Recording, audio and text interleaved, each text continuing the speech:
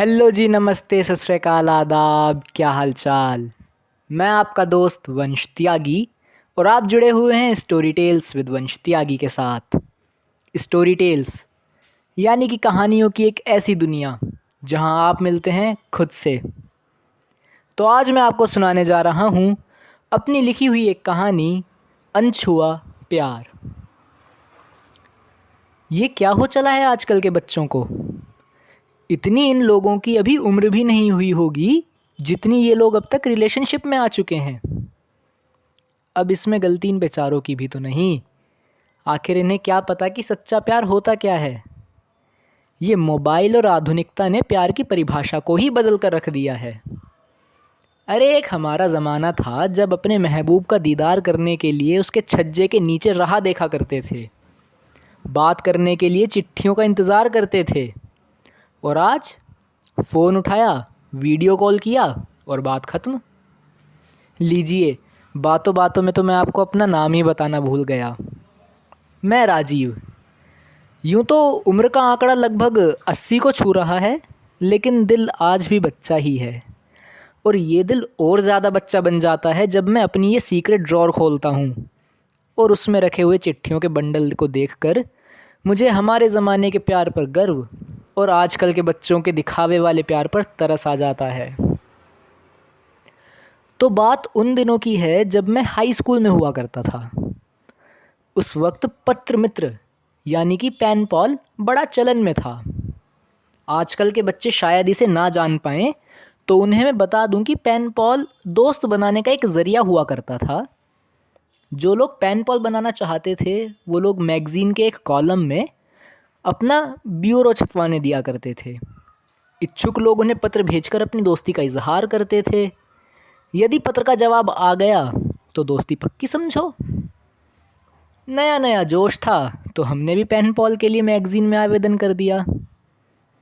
लगभग 2 या 3 महीने बीत गए थे, लेकिन किसी का कोई पत्र नहीं आया। अगस्त 1945 को 2 लोगों के जहन से निकालना बड़ा मुश्किल होगा। एक तो जापानी लोग और दूसरा मैं।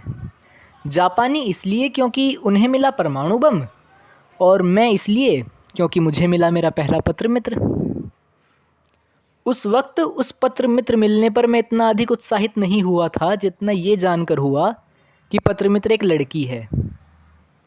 पत्र में लिखा हुआ था कि जानती हूँ ये इंतज़ार बहुत लंबा था, लेकिन मुझे थोड़े साहस की ज़रूरत थी। खुद को समाज के डर से ऊपर उठाकर किसी लड़के को पत्र मित्र बनाने की। सच कहूँ तो उसकी इस सादगी पर मैं पहले सेकंड ही अपना दिल हार बैठा था।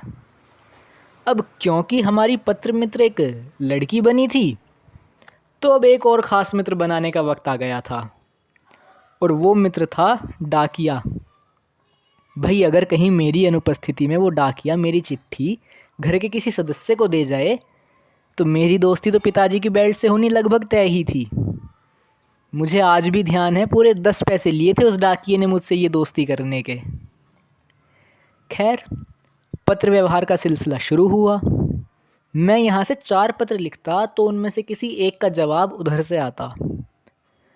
कभी कभी उसकी इस बेबसी पर मुझे गुस्सा आता तो कभी प्यार। लेकिन तब मैंने आजकल के बच्चों की तरह झगड़ा कर बात बंद करनी नहीं कर दी थी। धीरे धीरे भावनाओं का एक तार हमारे बीच जुड़ रहा था। वो बात अलग थी कि वो तार कई मीलों लंबा था, लेकिन जब भी हमारे खत एक दूसरे के पास पहुंचते थे तो ये मीलों दूर का रास्ता पल भर में कहाँ गायब हो जाता पता ही नहीं चलता था। असली प्यार तो मैं इसे ही कहूँगा कि जब आप दोनों बिना एक दूसरे से मिले एक दूसरे के हो जाते हैं। खतों पर छपे हुए शब्द जब खुद ब खुद भावनाओं को बयान करने लग जाते हैं। हमारा पत्र व्यवहार कुछ लगभग 4 वर्ष चला। इन 4 वर्षों में हम दोनों ने खतों की ना जाने कितनी ही कहानियाँ गढ़ी, बिना कहे एक दूसरे के दिल की बात जान ली। उसके आखिरी खत का एक एक शब्द आज भी मुझे याद है, जिसमें उसने लिखा था कि हाँ, मैं जानती हूँ कि तुम मुझे कितना चाहते हो, लेकिन ये भी सच है कि मैं तुम्हें तुमसे ज़्यादा चाहती हूँ। मैं नहीं जानती कि आज के बाद हमारी ज़िंदगी कैसी होगी, मगर उम्मीद करती हूँ कि खतों के इस सफ़र जैसी ही हंसी हो। भविष्य में हम मिलें ना मिलें नहीं जानती, इसलिए इस खत के साथ अपनी एक तस्वीर भेज रही हूँ। परसों मेरी शादी है और इस वक्त मेरे हाथों में मेहंदी रची हुई है। शायद इस मेहंदी का रंग उतना गहरा ना हो पाए जितना गहरा पिछले 4 वर्षों में हमारा रिश्ता रहा है। तुम्हारी कुसुम।